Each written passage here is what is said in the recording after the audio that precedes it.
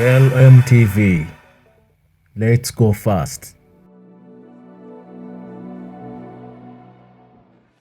Okay, tubala musaka balabi wa LMTV mjebaleko mugamba mutyayo najje musinzira okubanga mutulaba abasinzira ku YouTube tubebazo subscribinga no likinga tukikole tuwerere ddala nga tuli banji tusobole okunyumira buli wetuba abanji video enyuma newe tuba abatono tuba tetunyumirwa Lydia nga bulijjo nabasuubiza okomawo ow'omukulu sijja kumwanjula leero Kaye yanjule tweyongereyo sawo tukusanyisa okulabako. Yes, amanya gange yenze Kaye Wisdom mutabani w'omulalo mbwati yakulya ku mato omutali mazi ne kuseriraka mbaramusizza. Yes, nerera ate tukomyewo tweyongereyo twakoma we entertain you guys. So nze wende nga bulijjo. Kaye abadde atubuzeeko naye leero tukomyewo tuddemu tumubuuzeeko tumulamuseeko atunyumize wajja abadde abulidde Kaye obadde obuliddewo. Ajendi tuli mu struggle gwe togiraba nabe nale bali mu struggle bona bali awo beewuuba tebamanyi na nankani speaker gwe bagenda kulonda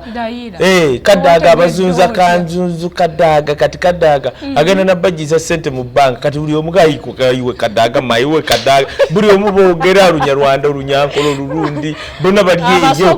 bonna kadaaga kyakola atudde bwati abatudde ku mutwe ati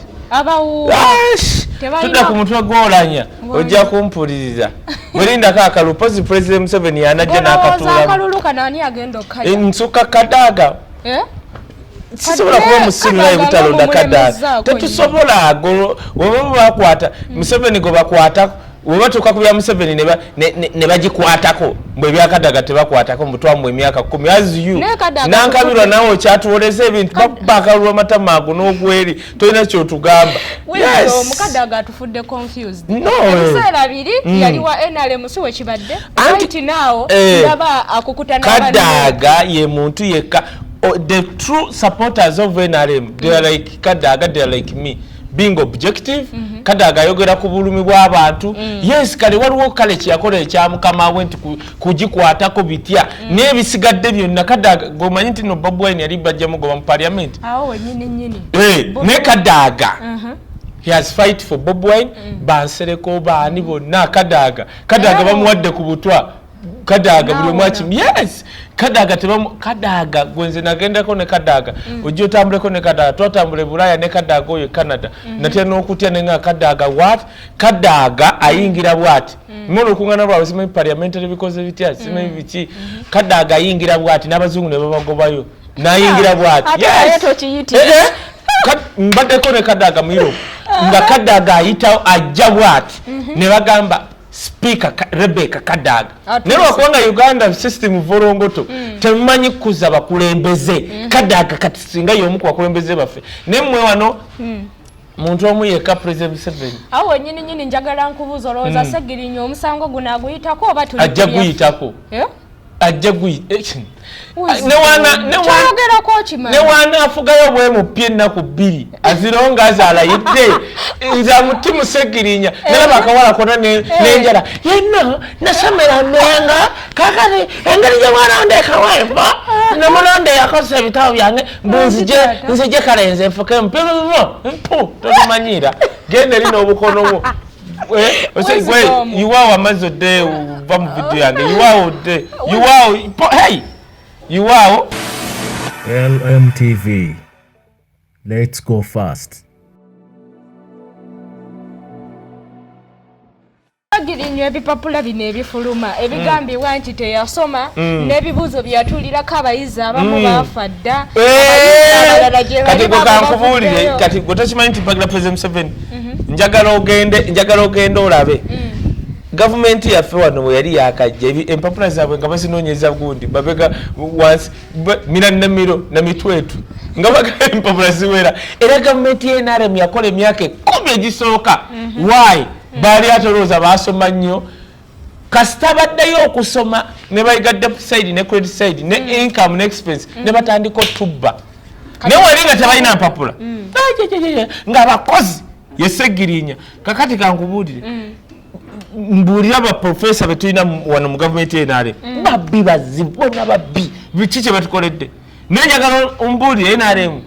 naye kasita jeno tsale baani abo simanyi baani baddayo okusoma kati budget boogera mu buwumbi tebakyayogera Uganda yeetaaga abantu nga basegirinya teyasoma nnyo oluzungu alwogeranga Robina Nabbanjo no minister wa state kati tulina minister wa state wa health bamuyita Robina Namayanja waye Nabbanjo babisi ali eyo omukyala yazze bwati Mulago n'alabanga roko simenye roko construction bukyabagiwa tendo okulongoosa Mulago teggwanga manyi kyakoze from now onwards I stop this company kati netulowooza oba kikyageza yamaze bizza mu Luganda netutegeera nti abagobye yes ate abantu aboogera oluzungu mu Luganda baba bakozi nnyo ne bano baboogera oluzungu mu nnyindo kikye baali bakoze obwera otya nga kati laba gundi nze njagala nnyo General Katumba Wamala netosobola kuŋŋamba nti oluguudo lwa Northern Bypass olaba kafulyover ke kaleerwe bakakoledde emyaka egi bukyatujja mu COVID bakola kantu kamu awo tewali swamp area is not a swamp area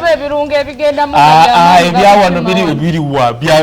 ebyawano biba bwebiti nti kakati nze Wisdom Mulaalo nina company yange eri mu briefcase anti wengenda nze gwe bawatenda wemala ojimpa nga nkubira Gideon nkubira Mako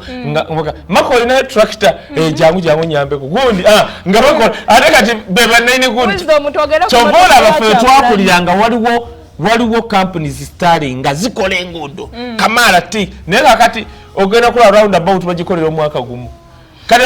njaga Shoprite eri gye bajja ogenda kulaba otagenda myaka 5 si binene naawe bebewa kati gwe nofuna company construction tosobola yafuna tender neegi zesola nogifuna nga zesoma bwa engineer ate gavumenti yammwe bazeewa ate kati abaye kwa Akasia olaba akoka karawunda myaka oba 3 bukyabatema Akasia paka Mandela yamaze kujja n'ayomba kubanga Mandela state oil ng'ogenda kwa Akasia yiyawo nakafe Javas Mandela ina state oil Mandela oyo musomali ate nga musajja wa Kabaka omanyi kingdom ya Buganda ye kingdom etasosola mu mawanga buli kyovola bansi ne bubagikuba obote yagikuba ye yakiri ekaganga n'obuviriwe bwakaweke bano bajepankako buli ajepankako yagwa kakati owulira n'ebyabaddeko Kabaka ne bankubadde oba badde bamwadde buto oba yalwadde allergy kyonna kyalwadde tebitukwatako kati yabadde ayagala yenna omutta yazana kwata Kabaka wa Buganda nyinyi awo Wisdom webatulaga tuwulira ebintu ebitambula nti ku BBS wagobedde ate kati ndi nakola wa application sikola nze bukyamberawo bulamu bwange siko nomala oŋŋamba nkola application esaba omulimu njigwa simanyi ne bagikola tula ku company set ndi director wa UPRS okujawo okwesimbawo era jize bangambye okola CV ntula ku National Council Sports yiri office yange ntula obwendi sikola okujawo okola abaana bajja okusaba omulimu simanyi obasaba omulimu kakati nzo ngambe abaana bajja osaba omulimu tebakusumba nze nagambako kyali wange gundi ne mugamba nze buli mwana asaba ano omulimu nsolo ogumuwa nze sikola interview kubanga bonna mbawa nze ndi wati sikola nze interview era bagundi bazibakoze sikola interview kuba bonna abazze ensolo bbawa nze ndi watisa nnyo kakati BBS nga woogiraba nze eyina wentadde nange nyina kyenjogera I have the numbers tudde mu mazima nga tuzze mu bantu ab'e Uganda okujja ng'olese bakunama naye nga tuzze ku boogera ebyaddala amamanga the 5 trending people mu Uganda right gendo anti kati tuli kugundi gwe gendo ogugolinge right now oleta video zane ezi trending abakuba lumbuye tali Uganda kati za mulala segirinya ate omusibe omulwadde see the numbers gendo labe everywhere right now kati nange nyina kyenyongera ku Bwakabaka because they had the numbers two nze nsubira byonna bye tuba tulina kye twayogedde ekikyamu nga twakyogedde mu ngeri enkyamu ekyo Katikiiro anatusonyiwa but the thing is nze singa mbadde Katikiiro nandibadde nsanyuka nnyo omanyi lwaki kubanga bonna ababadde baagala babaddeyo nga baagala kutta Kabaka tebasobola mutta kubanga baalabye amaanyi ge Atalekyengwa n'oba bulwadde ezo allergy zadduse dda. Golowooza lwaki Katikiiro yatuuse ku eryo esserigamba nti Wisdom taddamu kusala ku anti kaakati labayo omanyi kankubuulire nze kyemanyi Katikiiro waliwo yamuvunudde zi vidiyo zange anti nagambye bwe nti nina vidiyo gye nakola ne ŋŋamba Katikiiro woba tolaba mbeera ya Kabaka ngeri gy'atunulamu ng'ate oyina galubindi galubindi zo si nnene kwenkana screen za 24 zijjeeko kati ekyo kyokka baŋŋamba kyaleeta obuzibu nze tumi saakyogera mu bad faith naye nze kati Kabaka mulabe nze mama wange medical doctor was a captain and a medical doctor nze nakulira mu ddwaliro lya mama wange yalireko ero nabatya wali ku kizinga lyafuuka mu health center free mukazi yali zimba nga si gundi ya government yali taking an over mama wange lyakulembera eddwaliro ly'emuduume lya government nkulidde mu ddwaliro nga ndaba bwenti alaje nina alaje nze kenyini nze nina alaje kakati naawe tubadde ffenna e Bulaaya nina alaje sirwalangako alaje nemba nga ntugubadde oba ntunula ntya oba ntunulanga kati oba nkugambe ntya so otwalabye state ya Kabaka gye yabaddemu ffenna hype zabadde waggulu nga buli omu tumulumba ndisaava mulamba abanzaala bambejja yes wano jjajja wange wuuli bamuziika wali Kasubi mu nnyumba waliwo okubanga olabe waliwo abambejja abamu ng'oli very far away from the source of power nze jjajja wange bamuzimba mu nnyumba wali e Kasubi ennyumba bwe bamuziika anti simanyi tebafa oba beebaka mu nnyumba yes kakati nze oŋŋambe nze soogera ku Bwakabaka ng'andabe Kabaka bw'atyo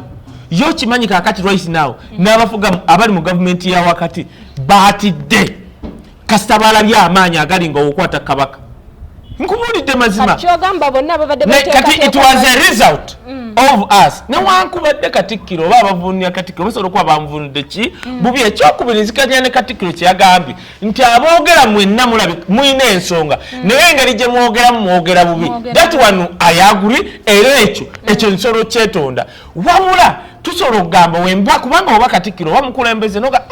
naye abaana bano kuba Katikiiro yatuwa ekigambo kye bayita tuzze Buganda ku ntikko alina okugamba naye bano abaana mu period eno bayambye okuzza Buganda ku ntikko kubanga kakati mu Uganda okyayogera ku kingdom ya Bunyoro Litoro tuyogera ne bali ab'engulu tetubamanyi nabamanya tumanyi kooti zaabwe simanyi akipopo simanyi bitya wowulira ku kingdom ya Busoga nga bali mu correctinga Kabaka mulala actually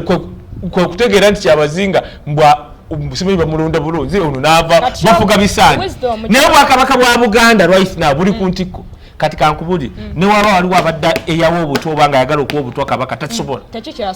anti kati waliwo abaakoze omulimu ogwo ba Wisdom yes nzikiriziganya era kyensobola okwetonda nti engeri gye twayogeddemu yabadde si nnungi naye obubaka bwatuuse Wisdom kyenjagala okubuuza Katikiiro singa akuyita nagamba weetonde kye wayogedde okomewo ku masengero okisobola anti kati kisinziira nze kakati labayo ekisooka nze njagala nnyo Katikiiro olaba abantu wano kesisi eyansumbuwa nga nzimbe wantu wano awo walina kuba fulotani yansumbwa ne biyitama ne ŋŋamba musereke wantu awo abaana balibeerawo balizimba bwe baagala ne bongerako zifulo kye nasooka okulowooza one time okumanya njagala nnyo Katikiiro one time nalowoozaako kuba baali bagenda kukolawo simanyi kamonte era abo simanyi bikoze bitya nga njagala Katikiiro mu bunafu bwange ajja akaggulewo that's how I adored Katikiiro nze nga natandise kunnyonnyola maanyi ga Katikiiro Mayega toleeta oyo wapyala nze newunyire n'okwewunya nti alinawo wawapyala obeera otya nga waliwo gwe nalabe mu press secretary wa Kabaka tetumulabanga nako press secretary aba informinga every now and then kugundi ya Kabaka leka nkuleetere mwana wange gwesigala ng'okwata tetuli kwano ku video za static ziri dynamic abantu ebaagala tuyimukako ne bala nti tuli live ne bala beza bagambye yange eringa yakatoluwama zonna eyo mabega gwe wadde ki kwetuli ani agandi katono bwa maaso n'okuyimuka bw'ati osobola n'okudduka yonna figa y'emabega yavaayo nedda mu maaso eri mu lubuto ogu yalwala ebitundu bingi yalwala enviiri amaaso alinga anywa caayi w'emulungo n'alwala emimwa n'alwala amannyo n'alwala pancreas n'alwala ebyenda n'alwala ebitundu by'ekyama katono bwa nti alinga atambula yambadde papa gweoza tajambala ajambala ebitundu bijja kugweri abitega butezi byange ati nkugamba kakyova olaba buli dakiika yafuuka ngaoli pastaji bugingo mbwanywera buli wakeera ku makya mbwayagala kunywera ku Bob Wine caayi omaye nopa nopa kata olwama nti ayagala wali nepa wavuga wanepa nabanga ono pastaji bugingo mugambe kubera alina abakazi babiri ubadde makula omukyala ndiri ekazi nawe olaba lisobola okwesonyiwa bugingo ngate lwaki negozanyisa otyango Lydia ewanje vakufe ba wisdom abayina kati wisdom neraliikirira oyo alina okukogasimanyi okwenkana ati oyo nimukweralika oyo waggulu waliyo abantu bakubira bataano fabire damba simanyi neraliikire bano neraliika enkya gye ŋŋenda nze bwe ntuuka mu buliri nsobola okuba nga sina na budde bubeeraawo tuya naye kakati obwo obusajja bwagi pasita bugingo yakulira ali mu katale ka mubuulo ng'ayimba ngatto ekitali kiri nkujjira kakati bw'aveeyo ng'engatto nno sizza yali ayimba buyimbi z'abanne olaba nze oli omukazi oyo yabagawo mu nnyumba nga bamubanja emyaka ng'embeka wali ekazo oyo tomulaba okwepika yalaba makulu oyo nze nagenda nga nsoma sini oba yali yakumeka ogenda ku Impact FM nga tukola freelance kunyumirwa bulamu buuza babugembe nga mbakyaza ekiro ne tubeerako ne tuseka kakati omukyali oyo Haji Passa Bugingo yalabanga oyo omuwala makulu nga ajja ne bikyeyini nga alina figa nga eyiyo bulungi nnyo nze ngoyo nvuuka omuwala mmanyi nti Martin Serwadda yamwagala omwana wa Passa Serwadda era ng'oyo omuwala wajjawo Martin yamukima n'amwambusa mu Alpha FM kati twamwetegerezanga kubanga ennyambala ye kati nga ku balokole tumanyi abalokole bambala bino naye nga yajja ayambadde nga ayolesa amalako andi kumbe yali akola eri muzibbaala kati fe tubimanya luvannyuma omwana yali wakibaala kumbe oyo Passa Haji Bugingo ye tanafuna good access nga yegombola president wa France yawasa omukazi amusinga ndowooza emyaka times 2 kati gwolaba mu president yawasa mukazi mukadde kumbe yesomesa oyo omwana mu primary kati akakana akasobola okwa akalabanga omukazi ono nga mulungi nnyo kati gwolaba mukadde naye yali akyalina oli omukazi omukadde kati ye Passa Haji Bugingo yafuna time bwe yafuna sente okudda ku Bati Valley nga yegomba dd'eggwala lino kakati ojja kusanga nga litedi lyabwe bambi likazi lyattu ng'olira bambi minamatama gaalyo baddange ewaka kulya buli kawunga naye nga wadde eri akwata ku bifingo ono tedi afuuse mukene tawulira ku luyimba lwabasudde edikazi lwaddamu mukene mulireeyo kakati oyo Haji Passa Bugingo ku stamina eri gye yajja eri mu katale nagenda agireta kubona abakazi ababiri gwe ndozozanyisa abo abavandimu akwatira ku mukazi toddamu na kuyoya Haji Passa Bugingo ate Lydia wegendezanga nnyo omusajja ayagalamu omukozi we oyo aba muzibu tunyonyole yayagala omukozi we yali mukozi oyo omuwala mbadde mmanyi bano bamaidi bennyini ate era byonna bifaanagana ate kati abo baana bebakolawo kozo radio z'abalokole bagali basasula nnyo era gino emitwalo 5 ng'egy'abamaidi munanga ate totugira nnyo ezabalokole baweereza mukama nze omumaidi wa oyo omuwala ogwona byomuwa emitwalo 10 oyo asobola okuba ate ng'omusuza simanyi bankozesaawo contract nga sibitegeera oyo asobola okugenda olabe ku gundi zaabwe kati oyo yo batwavuddewo okuddeeyo kati abantu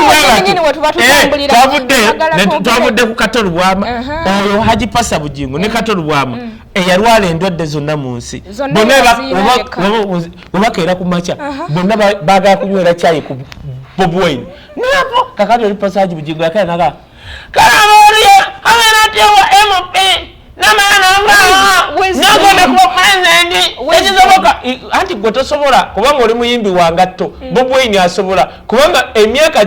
oyo musajja mukulu nnyo manya musajja otebukula gwe kankubuli eri ewaffe mu nkolo osobola okusanga akasajja akakali mu nkolo naye ka myaka 5 mu 5 nakalinga kasatu kubanga egundi gye kabako twogere ku Pastor Ssenyonga obudde tebulina kusanga Pastor Ssenyonga abadde ki bino ebijja bitambula mbu Pastor Ssenyonga mufere yafera simanyanga biki kansooke nywemu kawo katono malayo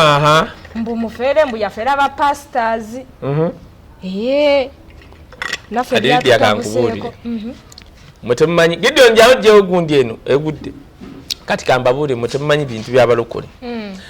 abalokole abo nze gundi ono cousin brother wange oyo taata we is the first Pentecostal pastor mu Uganda bamita Jeswa Kamya Musoke church y'abalokole yasooka Uganda bagiyita Makerere Full Gospel Church eyaddako Makerere Full Gospel Church ogimanyi njibulira buwulizi bwe nankulabe ng'okkirira Makerere ng'ogenda Makerere awo mu bitala by'osooka eyeri awo bagizimba mu 60s Gideon mu mwaka ki 1960 taata woyo yali mutamivu nnyo omukazi yali eri gundi Canada n'aloota ekirooto nga tajjanko mu Africa katono n'amulaga kujja mu Uganda nakusinkana oyo muzeeyi waffe najja muzeeyi waffe is the first ordained Pentecostal pastor ordained bakuba abalokole batumutendereza abajjira mu Church of Uganda abo balala tugamba a real Pentecostal nti toli wa Church of Uganda eyaddako baali b'Amerika eri mu church era baba wettaka eri kabaka kyobola ina newunya omuntu avu mu bwakabaka bwa Buganda bwe bwaleeta Katonda e Uganda olaba n'abalokola abasembye nti kati Katonda teyaliwo twatusamira lwaki obwakabaka obulala bonna temuwasamira koko no sasamira naye ebyegundi bimanyi olwanage bantwala nakayima ku muti guli ogulina amabi nebagamba mbunyinga bangeta President Museveni nti buli wayingira mu Bede district alina okugendako ogwo omuti atwatuuka eri gwomanyi ebusamizi obuli twatuuka eri ku muti omuti eyantwala mbu ayingidde mundu eyo mbu asaba mikisa namugansanga nemugansanga ani mumuti sisobola olaba amazzi gesatwala wali ng'ongamba nyingire mumuti yekozi tugwadde ku kyaba pasita zijja kati nze muzeeyi waffe ndabye abasumba yeyabulya Dr. Serwaddo mujja mu kyalo muleete Kampala mu nnyumba awe Makerere ndabye bannamutebi ba Jackson Ssenyonga actually Pastor Namutebi nga wajje wakatatula ku ntebe Pastor Namutebi ngatula wansi ekyo kintu siri kyerabira yagamba makagano situla mu ntebe Eva Ssenyonga oyo mukyala we many people besesola kumenyera obaki kati obulokole mbumanyi Pastor Jackson Ssenyonga yakeera n'agamba n'aleeta kye bayita Operation Bye Bye Biwempe nga tewali n'obwo akirowoozezzaako nti ekkanisa z'abalokole zive mu biwempe n'agamba nti agenda zimba simanyi ekkanisa mmeka Ssenyonga oyo ne beewandiisa it is true walina okuba nga wali teyayamba bonna because even the government tesobola kuyamba bonna you can't help everyone wabula Pastor Ssenyonga kyemwebazaako nti yakoyininga ekigambo nti Operation Bye Bye Biwempe ti naawe gwatayamba weekunkumulaba oti n'ozimba ekkanisa yo olaba ekkanisa Dr. Serwadda gwe mugirayo bula byali bigundi bibaawo Ssenyonga oyo yagamba nti tutandika okuzimba amakanisa Namutebi yali mubibaawo Namutebi awo waali nabyo byali bibaawo Ssenyonga yabagamba muve mu bibaawo yes Ssenyonga teyayamba buli omu wabula yaleeta okuzuukiza nalabye Pastor Lwakayinga ali mukogera arre bambi lyampandirisa kakarinze teyanyamba tumbavu Ssenyonga Yesu bwaba teyakuyamba gende wa Yesu wo bwaba teyina Yesu jangu nkuweeko ku Yesu Ssenyonga katika nkubuli nina muganda wange yafumbirwa muzungu abeere France era kazini mulimu ab'emitwe eminene yajja bwati nagamba munaye nkubulire kubanga kati yalina maama we kati mama we yafuna obutakanya ne mama we na kati najja nakulire wafu kati mama wange wafa twafuna obuzibu nalaba kibayita real poverty in 1 year nze kuva senior nali nsula most sisi no esula mu rumo bantu bana nali kwera itirumu eji ebemu era nze nakala nali kunana nende bannanga rumbu abantu basula mu bana newunya olokunana wali ononyeyo no nana waliwo mukwano gwange awo nga ndi ku Mount Business School nengenda munana nga bali aba nemba gamba balenzi of course balenzi oba mulimu n'abalenzi nala rumu y'abalenzi nekyanne winsaba rumu ng'abantu bana nengenda ku palo simenye view nga bali mu babiri nga kalumu kafunda ekintu ekyannewunyisa ffe tebaatukkiriza kyovola hostelo zedda ng'omuntu asobola n'okupangisa mu nga era twasulaga kwerayit ng'abantu abamu bakola si ba student kakati naawe mbaddewa nzija ku kya Pasta Ssenyonga Pasta Ssenyonga mbadde nzija ku kya muganda wange oli eyaŋŋamba yajja bw'ati ng'avudde France n'aŋŋamba kati obwavu obwatuluma nga mama waffe afudde bakojja waffe tutte ebintu byaffe kati bwatuluma nnyo muddaati kutuluma mu mwaka ogwo najja n'agamba kyensobola okukola kiri kintu kimu wisdom gwe ngenda kutwala France ng'agamba basita bange neweeyagala bannange neeyagala toyinza buteeyagala kakati n'atulekera essimu n'agenda kakati awo noonya passport ntuuka okunoonya passport omusajja omwa aŋŋamba actually bye passport byedda byalimu bizibuzibu tebyali bya layini bino ebyokisiru twatuuka nga ndi sitaaka ne mukubira amasimu n'atuuka n'akyusa ennamba saamunyiigira kubanga nze mu senior 4 obwavu bwannuma mwaka gumu ngenda okumaliza senior 4 nga nina studio ku Chaizenson n'ogibuza Eddie Kenzo saamunyiigira kubanga she ignited my maybe what I have to be because at the end of senior 4 nagenda ku American Embassy okusaba visa senior 4 namaka senior 4 muvaka senior 4 nze wensoka okulinya ennyonyi ati kati olaba oli yannimba osanga mukama yannyamba ajje ankumemu omuliro kubanga omukunoonya passport nagula ku guide nangamba oli muganda omuvaayo bya France jangu wano nanga waliwo plan ya America osobola okugenda naye gwoli mwana muto ukyengenda okwogera abatambulako edda bakimanyi nangamba wetaaga certificate nti oli mufumbo naye okuba omufumbo ku myaka gyo katongeremu emyaka egyo era nze mu documenti zange za traveling sikikyusanga emyaka egyo gye nayo wojja ndi wa 36 era nasaba visa nga nina marriage certificate ibimbyogera because I've traveled for 22 countries now kubanga bano babimanyiridde gwe nawe oli travelingako nga bagambe olina kuleta marriage certificate ojja ginoonya mu chachi yonna ogifune nyambo ntwalire kameme no lwa covid ono ate Europe yagonda sente zokka yagonda nesobola kakati kubanga covid omanyali Europe osobola okuva wano mu nfufu ya wano n'okunyigirizibwa n'ogenda ofiire mu lunaku olwo kakati otegedde oli omuwala yannyamba to ignite where I have to be. Pasta Ssenyonga yali tasobola kuzimba makanisa gonna mu Uganda. It cannot happen. Nenda labya abasumba babaloko n'engamba bano bagwamu nnyo. Mule yavudde Ssenyonga yanimba okuzimbira ekkanisa n'akuŋŋanya abantu naye ali awo. Abasiru kyobola bakakuleridde. Ssenyonga aleeta operation bye biwempe nga ne Pasta Bugembe atandika kanisa. Eri wansi n'asana. Kakati lwaki Bugembe ta complaininga? Ate Bugembe bamu kubeewandiisa abo abasooka. Why? Because anti labayo kiri nti ono Jackson Ssenyonga Katonda yamuwa vision n'ayambako be yasobola abala n'atasobola katika nkule Ssenyonga yajja n'agamba tugenda kuzimba simanyi community radio ne bamulemesa frequency mu Kalamojja kati abakalamoja nga bajja bamunenya kuba bagimulemesa bali balowooza nti kubanga Kalamojja by then waliyo entalo nyingi ono taleeta wano obuzibu. That is it. Singa nali abo bapasita nga tukyalina omwoyo nandizigambya nti naye nalabe pasita ng'abanja Jackson Ssenyonga okuva mu 2004 2004 paka kati how many years over mmeka gibe mu myaka meka yawo kakati gwe pasita yajjira omwoyo olinga pasita Haji Bugingo nga yagamba nata mbu yatalaka kubanga abasamba kita kutalaka nga leka mukyala wange kubanga yali akulukuta okumanyibwa yegamba mu myezi emyaka 5 ali ndako male ya pasita Bugingo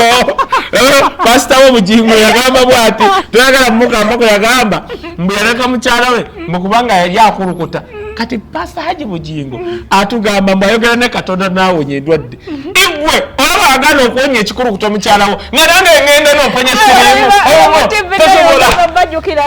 bajjukiza subscribing nga liking era likinga ndina omukulu Wisdom Kaye tomusubwa mukwano akyalina bingi byagenda okutunnyonnyola naye nga neeyongeza okujjukiza bannaffe aba King Montage Studio basangibwa we nankulabye ku bitaala be bateekamu akasente beekwateko ng'oyagala photoshoot ennungi oyagala okukwatira omukolo gw'omulungi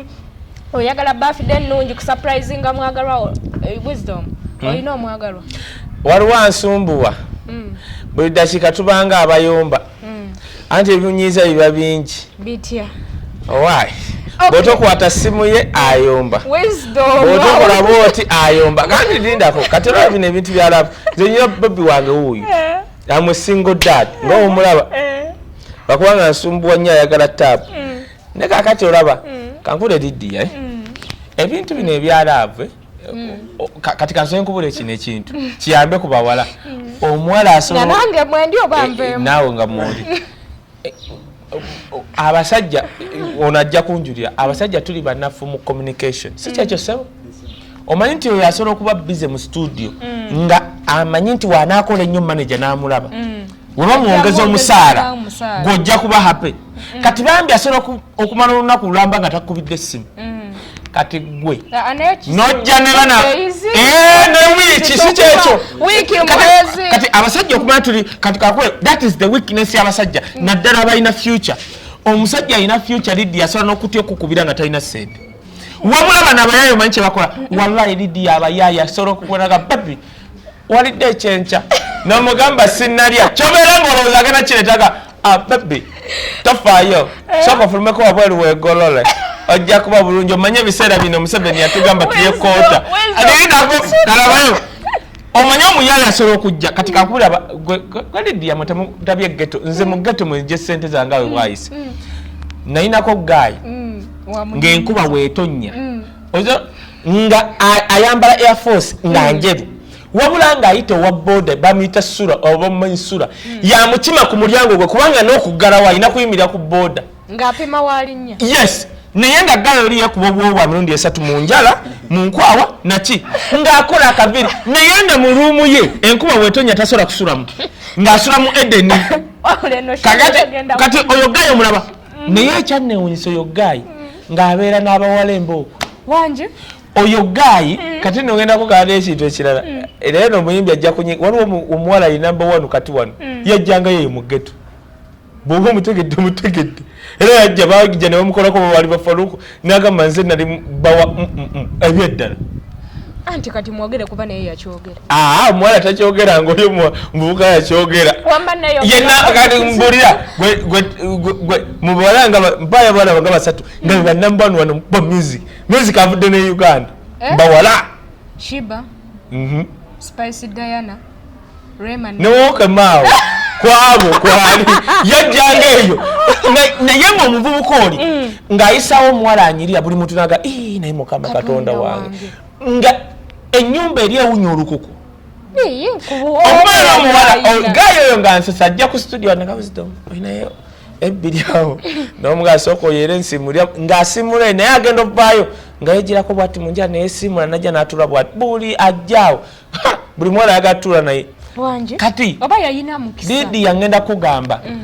abasajja abalina future tulina weakness in communication abasajja abalina bw'olaba nga Lidia ng'omusajja ku makya nakuweereza message 3 mu ttuntu ekiro dduka misinde oyo aba afuuse tegeka za sitaani olaba njagala nnyo Shiraga Shumba